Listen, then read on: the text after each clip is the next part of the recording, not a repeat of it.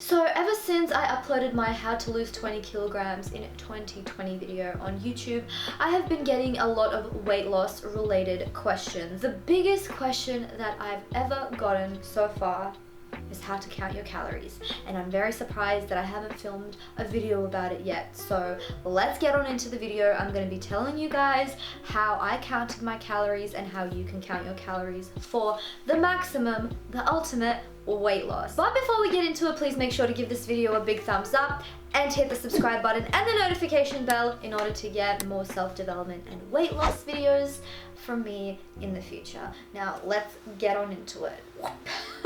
So when I first started calorie counting, I actually had no idea what I was doing. I would be counting the calories on the packets, but I never really knew what it meant, and then it would fly in one ear and out the other, and I wouldn't be able to really gauge how many calories I consumed. And even when I did start counting them, I didn't really understand how to kind of eat and balance all of them on a weekly basis, and how to truly track them and remember to intentionally eat and be in a caloric deficit in accordance to my body mass index, my BMI. And so my journey began from there when I realized I had no idea what the hell I was doing. So I did my research and I realized that the best app to count your calories is MyFitnessPal. Yes, I'm sure that you've heard of it, but it is honestly and truly an amazing app. You can count your BMI, which is very important. Every single food that you can think of, MyFitnessPal has, and it has the calories with it. It adds all of that up on a daily basis, and you get to see how many calories you eat within a day. And let me tell you, when I started doing this, I was completely shocked. I did not realize that I ate so many calories. Like, honestly, even my mum's Russian recipes that no one knows about, MyFitnessPal had it all tracked, signed, sealed, delivered, I'm yours, had all the calories, all of the measurements. I decided not to be a perfectionist about it and be like, no, this has to be exactly specifically right, but it was a good way of knowing, playing it by hand, of how many calories I did consume within a day, within a week, on the micro level, on the macro level. That really helped. I got to the point where I was so intentional with it that I got, food scales, and I started to measure all of my food, and MyFitnessPal is great for that. It can ask you about how many grams you're having in each ingredient. You can manually put in all of the ingredients that you're consuming.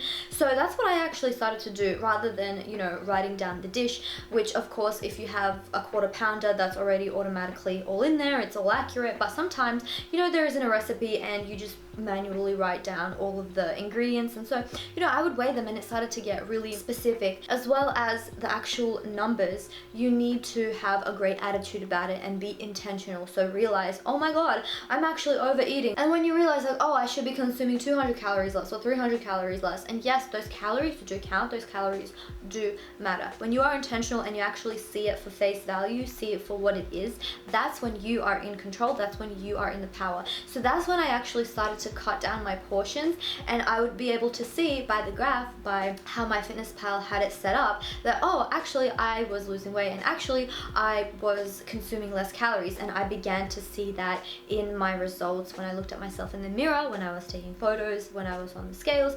I started to lose weight. I stopped doing that after a year, and I decided to switch my mentality, and instead of putting all of my energy in putting all of that on MyFitnessPal, I already got that 1 year of experience, and I knew what it is that I needed to eat and what I didn't need to eat. This is the most important thing to take away from this video. It's not about tracking your calories. You already know how much you should be eating. Deep down, you already know.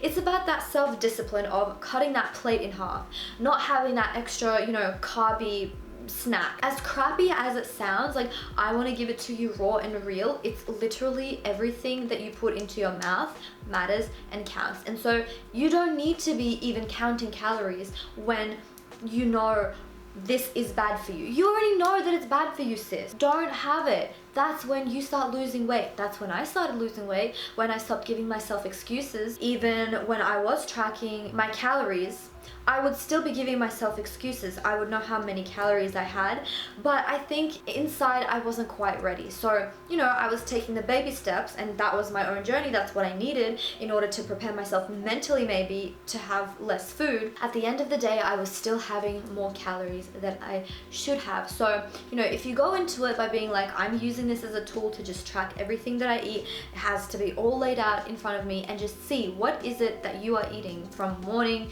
to night. And if you do this, like, I genuinely suggest doing this for a couple of months or a year even. That's what I did. And I started to realize how much it is that I ate seasonally on my birthday. Guys, you gotta remember, this is like a long-term, lifelong thing. I mean, I'm not telling you to do it like I did it, but this is genuinely what worked for me, is that I track my calories on MyFitnessPal for a year, and then I realized all of the tiny little things, all of my habits, all of, you know, the calories that I would consume in the evening, in the mornings, and then I cut it down, and intuitively I started eating less and I lost weight because I also understood that now I need to put all of my energy into just being disciplined and not eating it. You can count your calories, you cannot count your calories, but at the end of the day, if you have an eating habit and your weight isn't budging, that means that there is something wrong in your diet and you need to change that. Maybe MyFitnessPal is going to help you understand what it is, like it did with me. Or maybe, you know, deep down, you know, oh shit, like I have a Kit Kat every second day at midnight, you know, on my shift work because I'm really freaking stressed out right now. That's something that you need to cut. And you don't need to cut it out cold turkey. I used to have tea that had 3 teaspoons of sugar in it. What? Like, I can't even have 1 teaspoon in my coffee right now, let alone 3. Ask yourself, what type of food is on your plate? How much is on your plate? Can you cut that plate in half? Deep down, you already know what you shouldn't be having. It's literally just about not having it. And I believe that you can do it.